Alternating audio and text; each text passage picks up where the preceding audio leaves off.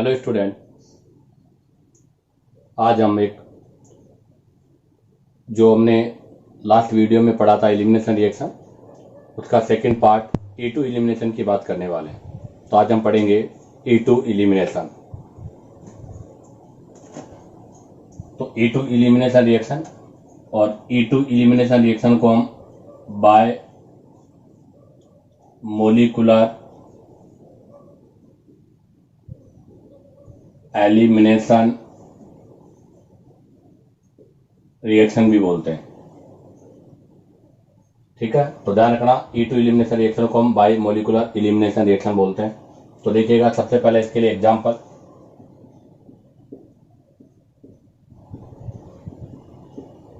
ये एग्जांपल लिया मैंने,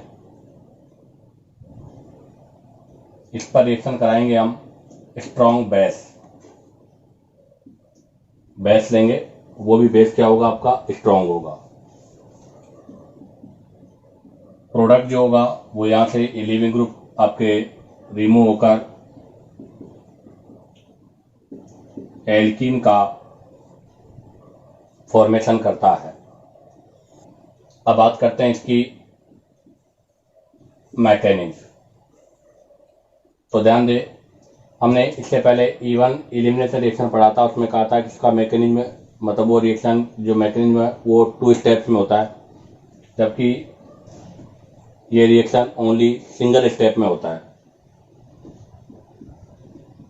तो done into only single step. तो ये ओनली आपके सिंगल स्टेप में होता है। इसका मतलब क्या हुआ कि अगर ये सिंगल स्टेप में हो रही है तो आपके बोथ लिविंग ग्रुप में एक तो होगा हाइड्रोजन और एक आपका ये लिविंग ग्रुप। तो इसका मतलब क्या हो गया कि proton and leaving group depart only in single step. तो यहां पर आपका प्रोटॉन और जो लिविंग ग्रुप है वो दोनों एक ही स्टेप में डिपार्ट होते हैं, अर्थात रिमूव होते हैं। तो इसका मैकेनिज्म देखिएगा आप, CH3 CH CH2X और H। ध्यान दे, दोनों को आपको एंटी पोजीशन में रखना है। जब हम बेस यहां यूज करेंगे तो मैंने बेस के रूप में ये ले लिया। अब देखिएगा, बेस है ये आपका एसिडिक हाइड्रोजन है, तो सबसे पहले इसे एसिडिक हाइड्रोजन के साथ रिएक्शन करेगा। जैसे एसिडिक हाइड्रोजन के साथ रिएक्शन करेगा, ये बॉन्ड यहाँ शिफ्ट हो जाएगा और लिविंग ग्रुप अपने बॉन्ड को लेकर रिप्लेस हो जाएगा। तो यहाँ पर एक ट्रांजिशन स्टेट का फॉर्मेशन होगा। कैसे बनेगी ट्रांजिशन स्टेट, वो देखिएगा,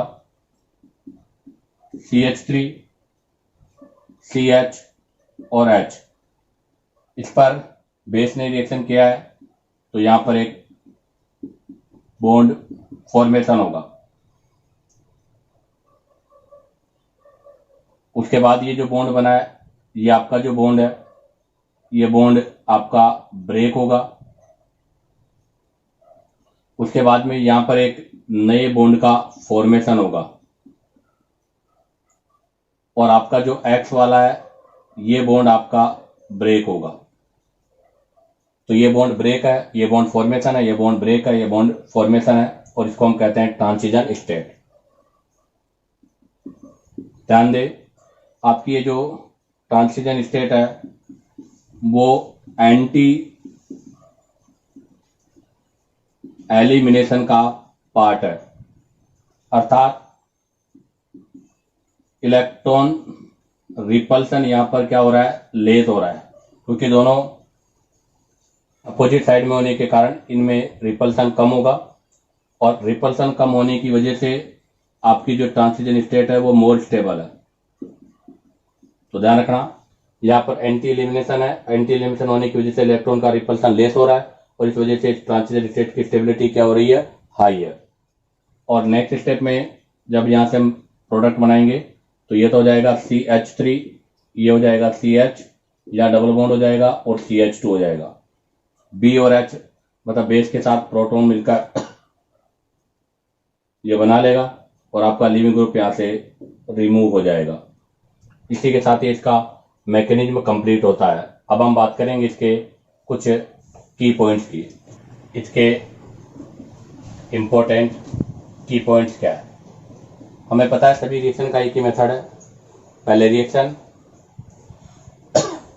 फिर उसका मैकेनिज्म और उसके बाद उसके की पॉइंट। तो पहले की पॉइंट और पहले की पॉइंट में सभी में होगा एक ही की पॉइंट है, पहला इंटरमीडिएट। तो यहाँ पर इंटरमीडिएट का फॉर्मेशन नहीं होता, अर्थात E2 एलिमिनेशन में कोई भी इंटरमीडिएट का फॉर्मेशन नहीं होगा इन RDS। सेकेंड, अगर यहाँ पर कोई इंटरमीडिएट नहीं है तो कार्ब केटाइन भी नहीं है, तो इसका मतलब यहाँ पर रीअरेंजमेंट भी पॉसिबल नहीं है। तो सेकेंड होगा रीअरेंजमेंट नॉट पॉसिबल। तो ध्यान दे, यहाँ पर रीअरेंजमेंट पॉसिबल नहीं है। अगर यहाँ पर इंटरमीडिएट का फॉर्मेशन नहीं हो रहा तो इसका मतलब यहाँ पर किसका फॉर्मेशन हो रहा है? Transition state format. तो ध्यान रखना, आपके E2 एलिमिनेशन में इंटरमीडिएट नहीं, ट्रांजिशन स्टेट का फॉर्मेशन होता है। और इसी वजह से यहाँ पर जो भी आपकी रिएक्टिविटी है वो सब किस पर डिपेंड करेगी? इस ट्रांजिशन स्टेट पर डिपेंड करेगी। इसके बाद हम पॉइंट नंबर 4 की बात करेंगे। तो पॉइंट नंबर 4 क्या है ट्रांजिशन स्टेट के लिए? तो पॉइंट नंबर 4 है stability of transition state is indirectly proportional to activation energy, अर्थात ये डिपेंड करेगी एक्टिवेशन एनर्जी पर। और इसी के बेस में अगर हम बात करें तो रिएक्टिविटी ऑफ E2 रिएक्शन, अगर E2 रिएक्शन की रिएक्टिविटी की मैं बात करूं तो किस पे डिपेंड करेगी? ट्रांजिशन स्टेट पर, क्योंकि यहाँ पर इंटरमीडिएट का तो फॉर्मेशन हो नहीं रहा और किसका फॉर्मेशन हो रहा है? ट्रांजिशन स्टेट का। तो इसका मतलब ये किस पे डिपेंड करेगी? स्टेबिलिटी ऑफ ट्रांजिशन स्टेट, या हम ऐसे भी कह सकते हैं 1 अपॉन स्टेरिक हिंडरेंस। ये स्टेरिक हिंडरेंस पे भी डिपेंड करती है। क्यों? क्योंकि जितनी ज्यादा क्राउडिंग होती है वहां पर आपकी एक्टिवेशन एनर्जी उतनी ही क्या होगी? मोर होगी। और एक्टिवेशन एनर्जी जितनी मोर होगी, ट्रांजिशन स्टेट की स्टेबिलिटी उतनी ही क्या होगी? लेस होगी। तो इसलिए स्टेरिक हिंडरेंस के इनडायरेक्टली प्रोपोर्शनल होगा। इसके अलावा एक और है कि यहाँ पर भी आपका प्रोडक्ट क्या होगा? एल्कीन, और यहाँ पर भी जो एल्कीन बनेगी वो ग्रेटर सब्स्टिट्यूटेड होगी, अर्थात मोर ब्रांच वाली एल्कीन का ही फॉर्मेशन होगा। तो ग्रेटर स्टेबिलिटी ऑफ एल्कीन। अब आता है पॉइंट नंबर 5, रिएक्टिविटी ऑर्डर। तो यहां पर रिएक्टिविटी ऑर्डर भी वही सेम रहेगा जो आपके E1 का है। तो यहाँ रिएक्टिविटी ऑर्डर होगा 3, 2, 1 और मिथाइल। अब सबसे बड़ी दिक्कत होती है, कंफ्यूजन सबसे ज्यादा ये होता है कि सर SN1 रिएक्शन जो होता है उसमें रिएक्टिविटी का ऑर्डर 3 to 1 होता है, लेकिन SN2 रिएक्शन में रिएक्टिविटी का ऑर्डर 1 to 3 होता है। तो बच्चे को वही बात याद रहती है कि E1 में रिएक्टिविटी का ऑर्डर, क्योंकि E1 is a similar SN1, तो E1 में ऑर्डर है 3 to 1, तो SN1 में भी है 3 to 1। अब SN2 में ऑर्डर है 1 to 3, लेकिन E2 में ऑर्डर 1 to 3 नहीं है, E2 में ऑर्डर 3 to 1 है।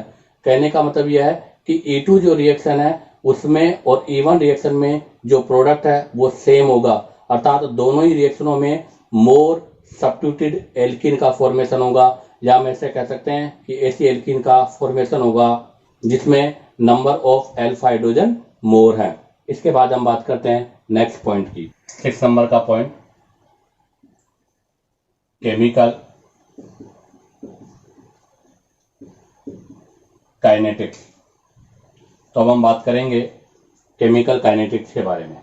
क्या है केमिकल काइनेटिक्स में? तो rate of reaction is directly proportional to substrate और बेस। इसको हम ऐसे भी लिख सकते हैं इक्वल टू K सब्ट्रैक्ट की पावर 1 और बेस की पावर भी 1। तो देखिएगा यहाँ पर अगर हम ऑर्डर निकालें तो ऑर्डर कितना हो गया, 1 + 1 = 2। तो बताइएगा E2 एलिमिनेशन कौन सा होता है, सेकेंड ऑर्डर होता है, जबकि E1 क्या होता है, फर्स्ट ऑर्डर होता है। तो इसके लिए हम लिखेंगे second order kinetic reaction with respect to, किस किस के रेस्पेक्ट में, substrate and base, with respect to substrate and base. तो ध्यान रखना आपका E2 जो होता है वो सेकेंड ऑर्डर काइनेटिक रिएक्शन है, और कितनी कंसंट्रेशन पर डिपेंड करता है, 2 पर। तो इसका मोलिकुलरिटी, अगर इसकी मोलिकुलरिटी की बात करें तो इसका मोलिकुलरिटी होगा 2, जबकि E1 रिएक्शन का जो मोलिकुलरिटी होता है वो होता है 1, क्योंकि वो केवल सब्ट्रैक्ट पे डिपेंड करती है। तो ध्यान दे, rate of reaction depends upon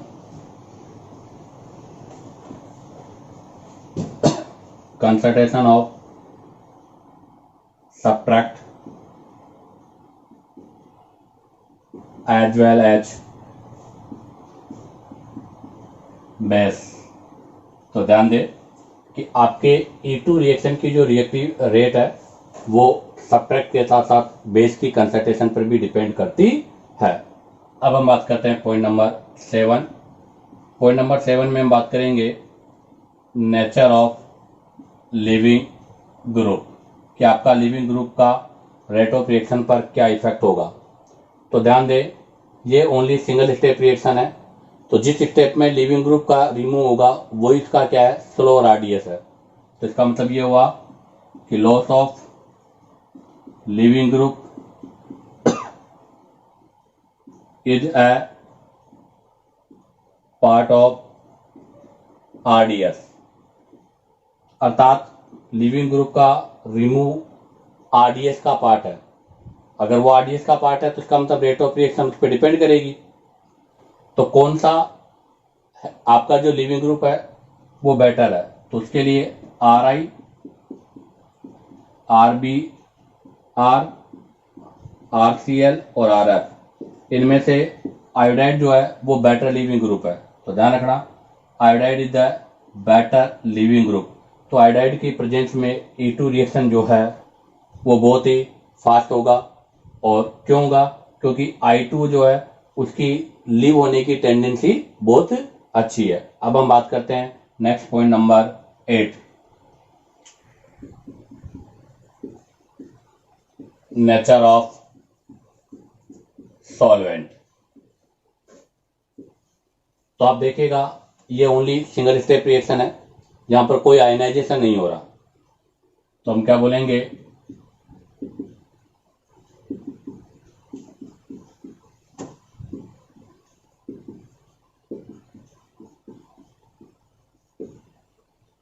कि ionization does not take part. तो यहां पर आयनाइजेशन नहीं हो रहा, और अगर आयनाइजेशन नहीं हो रहा तो हमें पोलर सॉल्वेंट की रिक्वायर्ड नहीं है। तो यहां पर जो सॉल्वेंट चाहिए वो कौन सा चाहिए, नॉन पोलर सॉल्वेंट रिक्वायर्ड। बात करते हैं next number 9, nature of reagent. अब हम रिएजेंट के नेचर की बात करते हैं। तो E1 रिएक्शन में जो आपका रिएजेंट है वो वीक बेस होता है, बट E2 रिएक्शन के लिए जो भी आप बेस यूज कर रहे हो वो स्ट्रोंगर बेस होना कंपलसरी है। तो ये स्ट्रोंगर बेस की प्रेजेंस में आपका रिएक्शन फास्ट होगा, जिसमें एग्जांपल की अगर मैं बात करूं तो अल्कोहलिक KOH है, NaNH2 है, ये स्ट्रोंगर बेस है। इनकी प्रेजेंस में आपका E2 रिएक्शन बहुत फास्ट होता है। हाँ, एक चीज और कि रेट ऑफ रिएक्शन इंक्रीज, क्योंकि भी हमने कहा था कि E2 रिएक्शन बाइमोलिकुलर रिएक्शन है जो सब्ट्रैक्ट के साथ साथ बेस या रिएजेंट पर भी डिपेंड करती है। तो rate of reaction increase with increase strength of reagent। अगर हम इस रिएजेंट की स्ट्रेंथ को इंक्रीज करेंगे, अर्थात स्ट्रोंगर से भी स्ट्रोंगर बेस अगर हम लेंगे, तो इसकी प्रेजेंस पे रेट ऑफ रिएक्शन क्या होगा, इंक्रीज। तो अगर रिएजेंट की स्ट्रेंथ लेस होगी तो रेट ऑफ रिएक्शन भी लेस होगा, अगर उसकी स्ट्रेंथ हाई होगी तो आपका रेट ऑफ रिएक्शन भी क्या होगा, हाई होगा।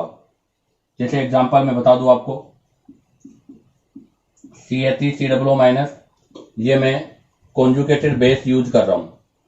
इसके बाद में OH-, इसके नेक्स्ट है C2H5O-, इसके नेक्स्ट है CH3CO- और नेक्स्ट है NH2-।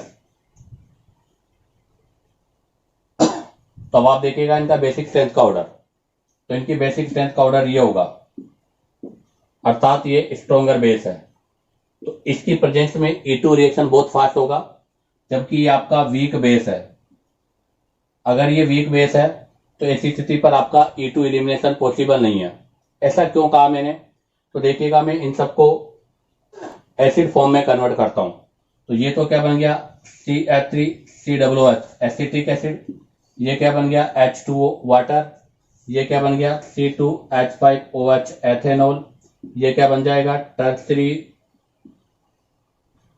टर्सरी ब्यूटाइल अल्कोहल, और ये आपका क्या बन जाएगा, अमोनिया। अब आप देखो, अगर इनके में एसिडिक ऑर्डर की बात करूं तो बताइएगा सबसे बेटर एसिड कौन सा है, एसिटिक एसिड, उसके बाद वाटर के बाद मेथेनॉल, एथेनॉल के बाद टर्सरी और उसके बाद अमोनिया। तो इसका मतलब अमोनिया का एसिडिक स्ट्रेंथ लेस होता है, इस वजह से अमोनिया से बनने वाला कॉन्जुगेटेड बेस स्ट्रॉन्ग बेस है, और स्ट्रॉन्ग बेस होने की वजह से इसकी प्रेजेंस में E2 रिएक्शन बहुत ही फास्ट होगा। अब हम बात करते हैं नेक्स्ट पॉइंट की। देखिएगा नेक्स्ट पॉइंट नंबर 10, टेम्परेचर।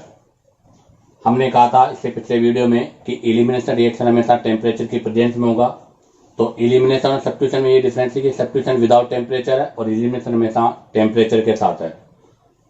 तो ध्यान रखना, E2 occur in presence of temperature, ये हमेशा टेम्परेचर की प्रेजेंस में होगा। और ध्यान दे, अगर टेम्परेचर इंक्रीज होगा तो रेट ऑफ रिएक्शन भी आपका क्या होगा, इंक्रीज होगा। Next point number 11, isotope effect. हमने E1 रिएक्शन पढ़ा था, तब कहा था कि E1 में आइसोटोप इफेक्ट ऑब्जर्व नहीं होता। क्यों, क्योंकि वहां पर remove of hydrogen is not part of RDS। But E2 elimination reaction में आपका सिंगल स्टेप होने की वजह से जिस स्टेप में हाइड्रोजन रिमूव होता है वही इसका स्लोअर RDS है। तो हम क्या लिखेंगे, loss of hydrogen is part of RDS, अर्थात हाइड्रोजन का जो लॉस है वो RDS का पार्ट है, इसी वजह से hence isotope effect observe, hence isotope effect observe in A2 reaction. तो ध्यान रखना, loss of hydrogen is the part of RDS, यहाँ पर RDS में हाइड्रोजन रिमूव होता है, इस वजह से यहाँ पर आइसोटोप इफेक्ट ऑब्जर्व होगा। तो देखिएगा आइसोटोप इफेक्ट क्या है, KH/KD = 7:1। अगर ड्यूटेरियम की प्रेजेंस में रिएक्शन 1 टाइम है तो हाइड्रोजन की प्रेजेंस में 7 टाइम होगा। ऐसा क्यों, तो उसके लिए देखिएगा बॉन्ड स्ट्रेंथ, एक बॉन्ड है CH या CD और एक है CT। बताइएगा इन तीनों में से किस बॉन्ड का स्ट्रेंथ ज्यादा है, अर्थात स्ट्रेंथ का मतलब है उनके बीच में स्ट्रोंगर बॉन्ड, तो वो CT में सबसे ज्यादा है, उससे लेस है CD में और सबसे लेस है CH में। अर्थात हम ऐसे भी कह सकते हैं, अगर इनके बॉन्ड डिसोसिएशन एनर्जी का ऑर्डर मैं देखूं तो ये होगा, अर्थात CT बॉन्ड को ब्रेक करने के लिए हाई बॉन्ड डिसोसिएशन एनर्जी की रिक्वायर्ड है, जबकि CH बॉन्ड को ब्रेक करने के लिए लेस बॉन्ड डिसोसिएशन एनर्जी की रिक्वायर्ड है। तो ध्यान दे, मैं लिख रहा हूं हाई बॉन्ड डिसोसिएशन एनर्जी। इस वजह से क्या होगा, डिफिकल्ट ब्रेक होगा ये। अब बताओ, अगर डिफिकल्ट ब्रेक होगा तो इसका एलिमिनेशन भी क्या होगा, डिफिकल्ट होगा। इस वजह से यहाँ पर रिएक्शन भी क्या होगा, आपका स्लो होगा। तो ध्यान दे, ये डिफिकल्ट ब्रेक है, इस वजह से लेस रिएक्टिव है। जबकि अगर हम बात करें CH के रेस्पेक्ट में तो क्या लिखूंगा, लेस बॉन्ड डिसोसिएशन एनर्जी। इससे क्या होगा, इजीली ब्रेक होगा, और इजीली ब्रेक होने से मोर रिएक्टिव होगा। तो ध्यान दे, इससे आगे की बात बताता हूं मैं। तो ध्यान दे, रेट ऑफ E2 एलिमिनेशन। अगर हम आइसोटोप में रेट ऑफ E2 एलिमिनेशन की बात करें तो CH बॉन्ड में सबसे ज़्यादा होगी, फिर CD बॉन्ड में, और सबसे लेस होगी CT बॉन्ड में। क्यों? क्योंकि हाइड्रोजन इजीली एलिमिनेटेड होगा। इसके कंपेयर में, T के कंपेयर में, कंपेयर टू T। या हम ऐसे भी कह सकते हैं कि टाइटेनियम का एटॉमिक मास क्या है, हाई है। अब बताओ, अगर इसका एटॉमिक मास हाई है तो इसको एलिमिनेट होने में क्या होगी, डिफिकल्टी होगी। इस वजह से इसका एलिमिनेशन सबसे लेस है। अब हम बात करते हैं नेक्स्ट पॉइंट। नेक्स्ट पॉइंट में अगर हम बात करते हैं तो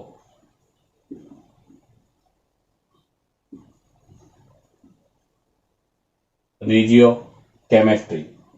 तो देखिएगा, रिजियो केमिस्ट्री की अगर मैं बात करूं तो रिजियो केमिस्ट्री में जहां पर सेतजेफ एंड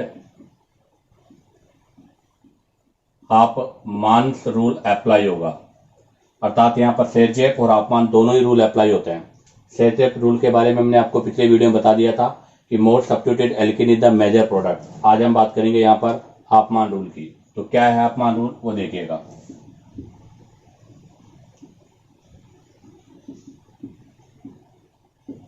हाफमान रूल आपके सेतजेफ रूल का जस्ट अपोजिट है। सेतजेफ ने कहा था मोर सब्स्टिट्यूटेड एल्कीन, तो हाफमान कहता है लेस सब्स्टिट्यूटेड एल्कीन। तो यहां पर क्या रूल हो गया, less substituted alkene is major product.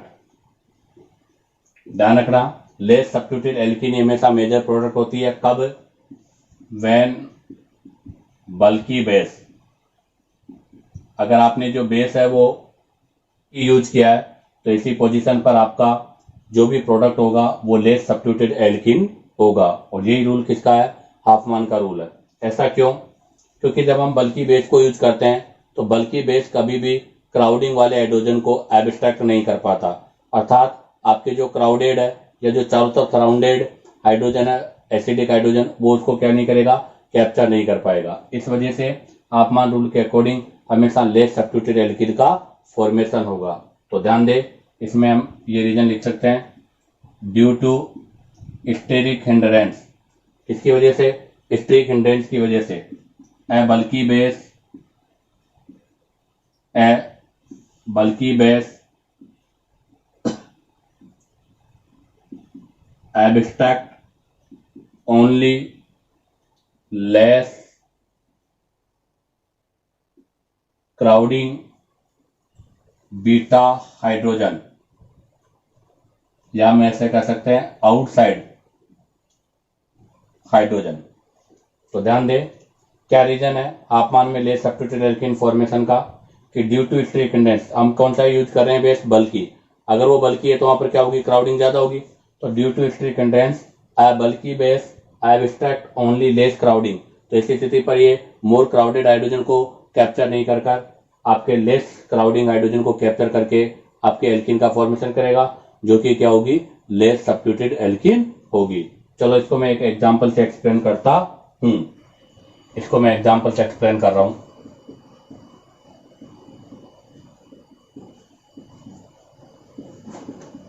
ये एग्जांपल लिया मैंने, ये आपका लीविंग ग्रुप है और लीविंग ग्रुप वाले कार्बन को अल्फा, और ये कार्बन आपका बीटा है और ये भी आपका बीटा है। इसको बीटा 2 मान लेता हूं, इसको बीटा 1 मान लेता हूं। अब हम यहाँ से रिएक्शन करा रहे हैं इन प्रेजेंस ऑफ बेस। सबसे पहले हमने बीटा 2 को एलिमिनेट किया है। अगर हम बीटा 2 को एलिमिनेट करेंगे तो आपके पास जो प्रोडक्ट बनेगा वो ये प्रोडक्ट होगा, जो देखिएगा कितने नंबर ऑफ अल्फा हाइड्रोजन है, 3 3 और 3, जहाँ पर टोटल 9 अल्फा हाइड्रोजन है और मोर सब्स्टिट्यूटेड एल्कीन है।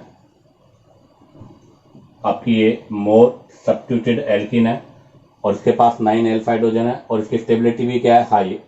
इस वजह से ये कौन सा रूल है, तो ये है आपका सेट-जैप प्रोडक्ट। अब हम बात करते हैं बीटा 1 की। बीटा 1 का अगर एलिमिनेशन करते हैं तो यहां से आपका डबल बॉन्ड होगा, तो ये डबल बॉन्ड का फॉर्मेशन हो गया। अब आप जरा देखिएगा, ये एल्कीन आपकी लेस सब्स्टिट्यूटेड एल्कीन है, अर्थात यहाँ पर क्राउडिंग ज़्यादा नहीं है। और अगर नंबर ऑफ अल्फा हाइड्रोजन की बात करें तो इसके रेस्पेक्ट में अल्फा हाइड्रोजन 3 और 3 और 2 5 अल्फा हाइड्रोजन है। और ये जो एल्कीन का फॉर्मेशन हो रहा है वो किसके अकॉर्डिंग हो रहा है, हाफ मान के अकॉर्डिंग। तो ये आपका हाफ मान प्रोडक्ट है और वो आपका सेट-जैप प्रोडक्ट है। और आपका हाफ मान जो प्रोडक्ट होता है वो हमेशा किसकी प्रेजेंस में होता है, तो ये होगा हमेशा in presence of bulky base. तो जो बेस हम यूज कर रहे हैं वो बल्की था तो हाफ मान रूल अप्लाई होगा। अगर वो लेस क्राउडेड है तो इस स्थिति में आपका सेट-जैप प्रोडक्ट का फॉर्मेशन होगा। अब एक इंपॉर्टेंट नोट क्या है, बच्चे मोस्टली यहाँ गलती करते हैं, उसका रीजन मैंने भी बताया भी था कि बच्चा SN1 और SN2 के साथ में E1 E2 को कंपेरिजन कर लेता है।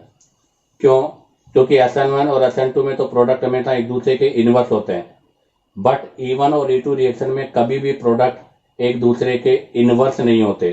अर्थात E1 में जो प्रोडक्ट बनेगा वही प्रोडक्ट किसमें बनेगा, E2 में। क्यों, क्योंकि E1 में भी आपके सेट-जैप रूल अप्लाई होता है और E2 रिएक्शन में भी आपका सेट-जैप रूल अप्लाई होता है, इसलिए दोनों ही रिएक्शनों में आपके जो प्रोडक्ट हैं वो सेम होते हैं। तो इसमें एक इंपॉर्टेंट नोट है, क्या नोट है वो ध्यान दें, most E1 and E2 elimination reaction. अर्थात आपके मोस्टली जो E1 E2 रिएक्शन है जहां पर आपके 2 और मोर देन 2 और more than 2 possible product formed, possible product formed, जहां पर आपके 2 और मोर देन 2 पॉसिबल प्रोडक्ट का फॉर्मेशन होता है, ऐसी स्थिति पर आपका हाईली सब्स्टिट्यूटेड प्रोडक्ट जो होता है वो हमेशा प्रीडोमिनेंट होगा, चाहे रिएक्शन E1 हो चाहे आपका रिएक्शन E2 हो। तो ध्यान रखना, दोनों ही रिएक्शन में E1 और E2 दोनों में हमेशा प्रोडक्ट आपका सेम होता है। तो अगला पॉइंट ध्यान दे, 2 और more than 2 possible product formed, then most highly substituted double bond is predominant. तो ध्यान रखना, ऐसी पोजीशन पर वो डबल बॉन्ड हमेशा आपका प्रीडोमिनेंट होगा जो मोस्टली हाईली सब्स्टिट्यूटेड है, अर्थात हमेशा मोर सब्स्टिट्यूटेड एल्कीन का फॉर्मेशन होगा। आगे बात करते हैं नेक्स्ट पॉइंट की। तो देखिएगा नेक्स्ट जो पॉइंट है वो बहुत ही इंपॉर्टेंट पॉइंट है। हमने कहा था कि E1 जो होती है नॉन स्टीरियो स्पेसिफिक और नॉन स्टीरियो सेलेक्टिव है, बट E2 में भी stereo selective as well as stereo specific. इससे सेंस ये है कि स्टीरियो सेलेक्टिव स्टीरियो स्पेसिफिक से यहाँ पर जो प्रोडक्ट होगा वो आपके ऑप्टिकल एक्टिविटी वाले होगा, और स्टीरियो सेलेक्टिव से मतलब है कि ये रिएक्शन एक पर्टिकुलर कंडीशन पर ही होगी। तो इसका सेंस क्या है वो सुने, अर्थात E2 रिएक्शन जो होती है वो एंटी इलिमिनेशन है। Anti elimination take place. अर्थात मैं इसको ऐसे भी कह सकता हूं कि E2 रिएक्शन जो है वो आपकी एंटी पेरीप्लेनर है। क्या सेंस है एंटी पेरीप्लेनर और एंटी एलिमिनेशन से? तो इसका जो सेंस है वो यह है कि ओरिएंटेशन ऑफ प्रोटॉन अर्थात H plus and leaving group, कहने का मतलब यह है कि E2 रिएक्शन में आपके जो बोथ लिविंग ग्रुप है वो दोनों हमेशा एंटी पोजीशन पर होना चाहिए। किस पर होना चाहिए? एंटी पोजीशन पर होना चाहिए। तो हम ये कहेंगे कि E2 रिएक्शन तभी पॉसिबल है जब आपके both leaving group anti position पर होंगे। तभी तो मैंने इसको एंटी एलिमिनेशन बोला है, तभी तो मैंने इस पोजीशन को क्या बोला है? Anti periplanar position. तो ध्यान दे, पॉइंट क्या है कि orientation of proton and leaving group should be anti position, अर्थात आपके दोनों जो लिविंग ग्रुप है वो एंटी पोजीशन में होनी चाहिए, अर्थात अपोजिट होनी चाहिए। चलो इसको मैं एक एग्जांपल से एक्सप्लेन करता हूं, वो देखिएगा। PH X H H CH3 और PH, ये मैंने आपके एग्जांपल लिया है। इस पर हम E2 एलिमिनेशन रिएक्शन शो करना चाहते हैं। तो ये अभी इसका शॉर्ट फॉर्म है, इसको मैं न्यूमेन में चेंज कर लेता हूं। तो देखिएगा, इसको मैंने न्यूमेन में चेंज किया है। तो ये वाला कार्बन है, इसको मैंने इस तरह से डॉट से रिप्रेजेंट कर दिया। PH आप अबव है तो उसको ऊपर लिख देंगे, H इस साइड है तो X इसको लिख देंगे, और H इस साइड है तो H को इस साइड लिख देंगे। अब आप देखो PH के जस्ट अपोजिट साइड में कौन है? PH, तो इसके जस्ट बैक साइड में हम किसको लिख देंगे? PH। हाइड्रोजन के बैक में कौन है? मिथाइल, तो इसके जस्ट बैक में हम क्या लिख देंगे? मिथाइल। और X के बैक में कौन? हाइड्रोजन, तो इसके बैक में हम क्या लिख देंगे? हाइड्रोजन। अब आप देखिएगा E2 एलिमिनेशन के लिए क्या होना चाहिए? Both leaving group anti periplanar, अर्थात एंटी पोजीशन पर होना चाहिए। तो अब आप जरा देखिएगा, ये बोथ लिविंग ग्रुप है और दोनों लिविंग ग्रुप आपके एंटी पोजीशन पर नहीं है। तो इसलिए इसको एंटी पोजीशन पर लाने के लिए हम क्या करेंगे? रोटेट करेंगे। तो यहां से मैं इसको रोटेट करूंगा।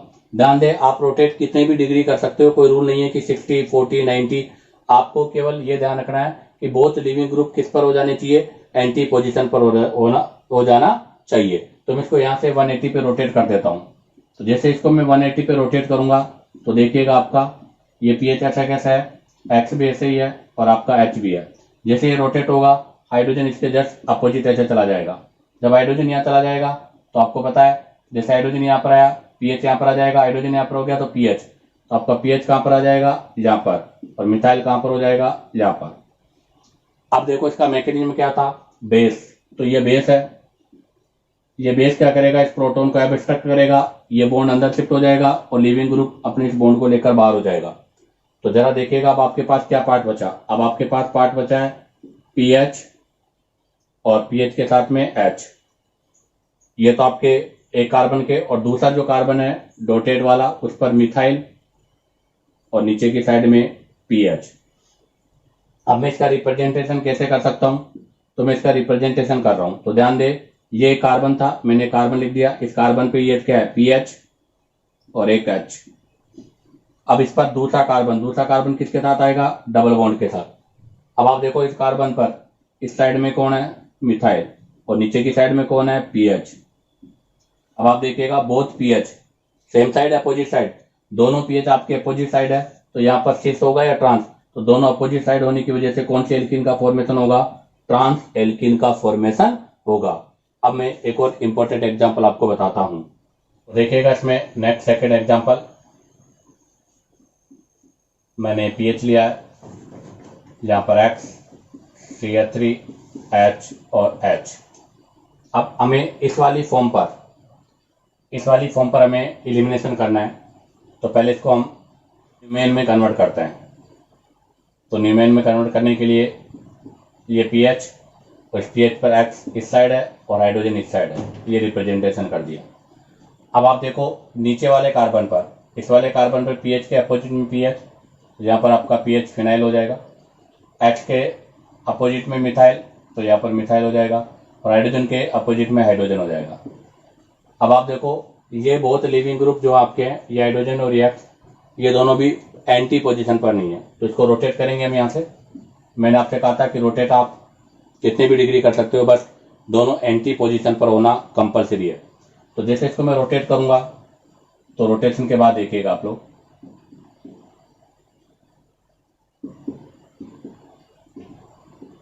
ये वाला एच यहाँ पर आ जाएगा बेक कार्बन का, और जैसे ये एच यहाँ पर आएगा आपका पीएच यहाँ पर आ जाएगा और मिथाइल अब पॉन्ड में आ जाएगा। अब आप इस पे मैकेनिज्म यूज करोगे, तो मैकेनिज्म यूज करने के लिए बेस क्या करेगा, ये बेस इस हाइड्रोजन को एब्स्ट्रैक्ट करेगा, बोर्ड अंदर शिफ्ट होगा और हाइड्रोजन इसको लेकर क्या हो जाएगा, रिमूव हो जाएगा। तो बताओ क्या फॉर्मेशन होगा। तो यहाँ पर देखिएगा आप लोग, ये पीएच और नीचे की साइड में एच, और इस वाले कार्बन पर ये पीएच डॉटेड और नीचे वाले पर क्या आ जाएगा, मिथाइल। अब मैं इसको रिप्रेजेंट करना चाहता हूं, तो देखो ये कार्बन है, तो ये कार्बन मैंने लिख दिया, इस कार्बन पर पीएच अबव और एच नीचे है। अब दूसरा कार्बन लूंगा जो किसके साथ होगा, डबल बॉन्ड के साथ। अब आप देखो इस पर ये क्या है, पीएच और नीचे की साइड क्या है, CH3। अब आप देखिएगा दोनों पीएच आपके जो हैं वो सेम साइड है, अपोजिट साइड है, सेम साइड है। अगर दोनों आपके सेम साइड है तो कौन सी एल्कीन का फॉर्मेशन होगा, तो यहाँ पर कौन सी एल्कीन का फॉर्मेशन हुआ है, सिस एल्कीन का फॉर्मेशन हुआ है। अब हम एक दो एग्जाम्पल और आपको बताते हैं। तो देखिएगा इसमें एक और एग्जाम्पल मैं आपको एक्सप्लेन कर रहा हूँ, थर्ड नंबर एग्जाम्पल में मैंने यहाँ पीएच, यहाँ पर पीएच, यहाँ पर मिथाइल, यहाँ पर मिथाइल, यहाँ पर एक्स और यहाँ पर एच। तो देखो ऑप्टिकल आइसोमेरिज्म में हम एक टर्म पढ़ते हैं इरिथ्रो। अगर same group on same side तो उसको बोलते हैं इरिथ्रो। तो ये आपकी कौन सी फॉर्म है, इरिथ्रो फॉर्म है। तो अगर same group on same side होता है तो उस फॉर्म को हम इरिथ्रो फॉर्म बोलते हैं। तो ये आपकी कौन सी फॉर्म है, इरिथ्रो फॉर्म है। अब इस इरिथ्रो फॉर्म पर मुझे वही बेस की प्रेजेंस में E2 एलिमिनेशन कराना है, जो कौन सा होता है, एंटी एलिमिनेशन है। तो इसका पहले मैं क्या करूंगा, न्यूमेन रिप्रेजेंटेशन करूंगा। तो न्यूमेन में इसका रिप्रेजेंटेशन देखिएगा, पीएच आपके लेफ्ट हैंड साइड मिथाइल और right hand side halogen. Next में पीएच के अपोजिट पीएच, एक्स के अपोजिट में हाइड्रोजन और मिथाइल के अपोजिट में क्या हो जाएगा, मिथाइल। अब आप देखो बोथ लिविंग ग्रुप आपके क्या है, सेम साइड है। तो यहां से इसको हम रोटेट करेंगे और रोटेट करके क्या करेंगे, इसको एंटी पोजीशन पर लाएंगे। तो जैसे इसको मैंने रोटेट किया और एंटी पोजीशन पे बना दिया, तो पीएच, मिथाइल और हेलोजन ये ग्रुप तो फिक्स है। अब जैसे इसको हम रोटेट करेंगे, रोटेट करके इस हाइड्रोजन को इसके जैसा अपोजिट यहाँ लाना है। तो आप देखिएगा आपका हाइड्रोजन यहाँ आ गया। अगर ये हाइड्रोजन यहाँ पर आएगा तो पीएच कहाँ पर आ जाएगा, यहाँ पर। और जब हाइड्रोजन यहाँ पर आएगा तो पीएच यहाँ जाएगा। तो यहाँ पर आपका पीएच और यहाँ पर आपका क्या हो गया, मिथाइल।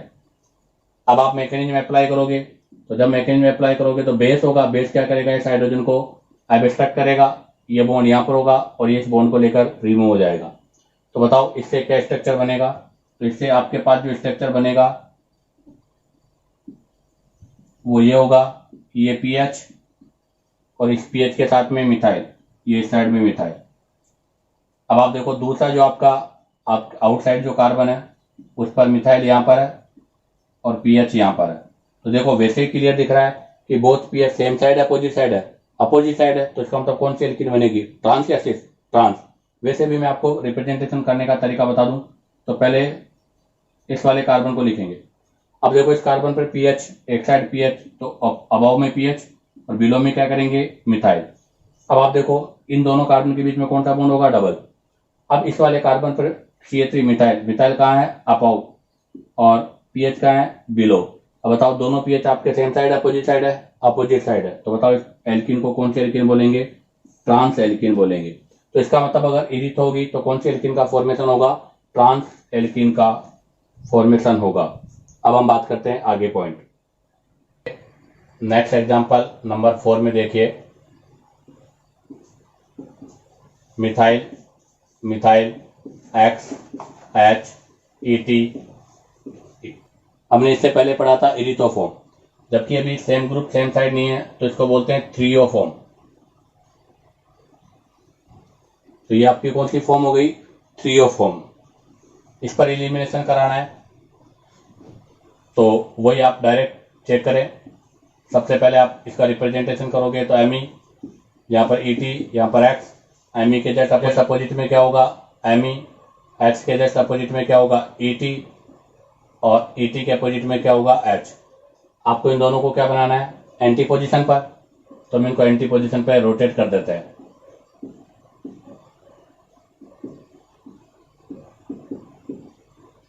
तो एंटी पोजिशन पे लाने के लिए एच अबाव में होगा तो ई टी कहाँ जाएगा?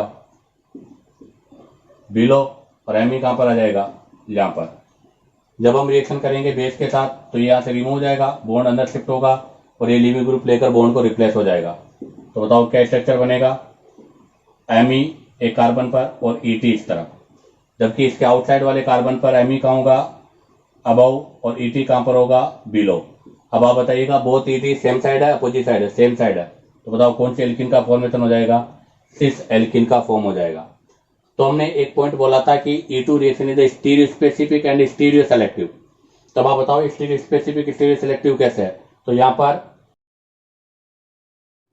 बात यह है कि यहाँ पर केवल एंटी पोजीशन पर दोनों होंगे तो ही होगा, तो स्टीरियो स्पेसिफिक हो गई। अब स्टीरियो सेलेक्टिव कैसे बोला? तो अभी अपने कहा कि जब थ्रियोफॉर्म लिया तो कौन सा बना? सिस। और जब हमने इरिथोफॉर्म लिया तो कौन सा बना? ट्रांस। तो एक चीज ध्यान रखें आप लोग, एक लॉजिक याद कर सकते हो, ई टी और टी ए सी, ईट और टेस। तो ईट का फॉर्म क्या है? ईट का मतलब है ई फॉर इरिथो। इरिथो से मतलब है मीजो कंपाउंड। इरिथो से मतलब आपका कंपाउंड क्या होना चाहिए? मीजो। अगर मीजो है और उस मीजो पर हम कौन सा एलिमिनेशन करा रहे हैं? एंटी एलिमिनेशन करा रहे हैं। तो ऐसी स्थिति पर आपका जो प्रोडक्ट होगा वो कौन सा होगा? ट्रांस एल्किन होगा। और टीएसी का फुल फॉर्म क्या है?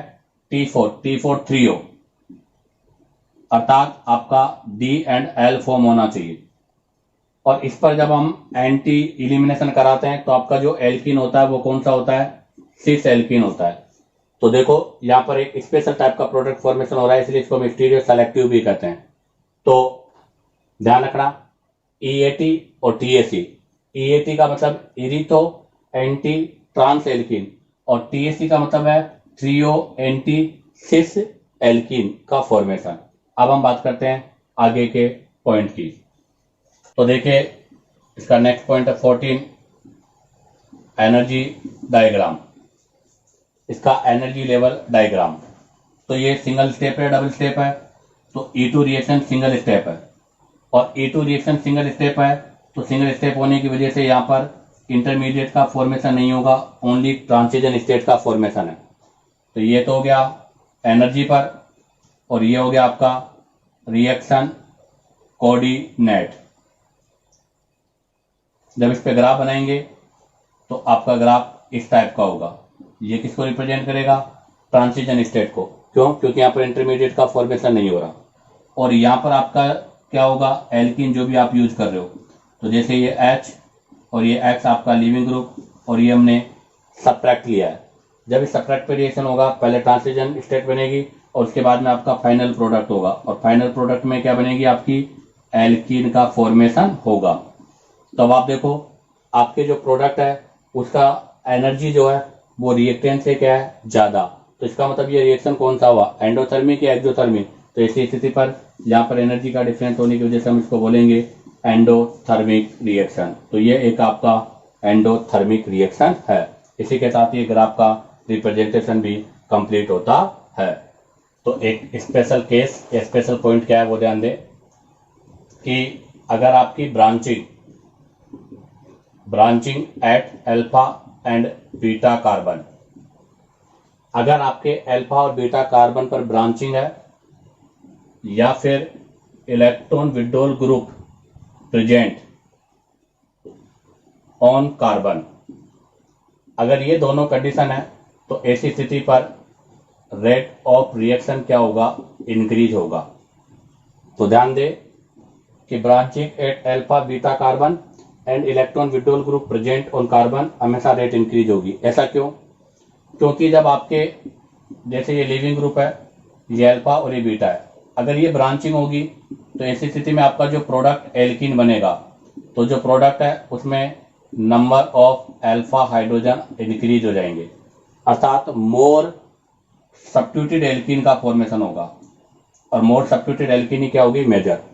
और अगर इलेक्ट्रॉन विड्रॉल ग्रुप प्रेजेंट है तो इलेक्ट्रॉन विड्रॉल ग्रुप क्या करता है? ट्रांजिशन स्टेट की स्टेबिलिटी को इंक्रीज करता है। तो ये electron withdrawal group transition state की स्टेबिलिटी को इंक्रीज करेगा और अल्फा बीटा कार्बन जो है वो प्रोडक्ट के अंदर प्रोडक्ट की स्टेबिलिटी को इंक्रीज करेगा। इसलिए दोनों ही कंडीशन पर E2 रिएक्शन की रिएक्टिविटी इंक्रीज होती है। अब हम बात करते हैं E2 रिएक्शन के एग्जाम्पल। तो आपका E2 रिएक्शन जो है वो जनरली आपका जो है E2 रिएक्शन वो 2 टाइप पर होगा। एक तो होगा डी हाइड्रो हैलोजिनेशन और एक होगा डी हैलोजिनेशन। तो नाम से क्लियर है, डी हाइड्रो अर्थात हाइड्रोजन और हेलोजन का रिमूव होना, और एक है डी हैलोजिनेशन, हेलोजन और हेलोजन का रिमूव होना। तो जहां पर हेलोजन हेलोजन रिमूव होगा वो भी E2 रिएक्शन है, और जहां पर आपका हाइड्रोजन और हाइड्रोजन रिमूव होगा वो भी आपका E2 रिएक्शन है। ध्यान रखना, डी हाइड्रो हेलोजिनेशन जो रिएक्शन है वो E1 और E2 दोनों है, वो डिपेंड करता है आपके नेचर ऑफ रिएजेंट और सब्ट्रैक्ट पर। जबकि डी हैलोजिनेशन रिएक्शन ओनली कौन सा होता है? E2 होता है। तो हम ऐसा कह सकते हैं कि आपका जो E2 रिएक्शन है वो मोनो हैलाइड में भी पॉसिबल है और आपके डाई हैलाइड में भी पॉसिबल है। इसी के साथ ये E2 रिएक्शन की बात कंप्लीट होती है। नेक्स्ट वीडियो में हम इसके कुछ एग्जांपल्स की बात करेंगे।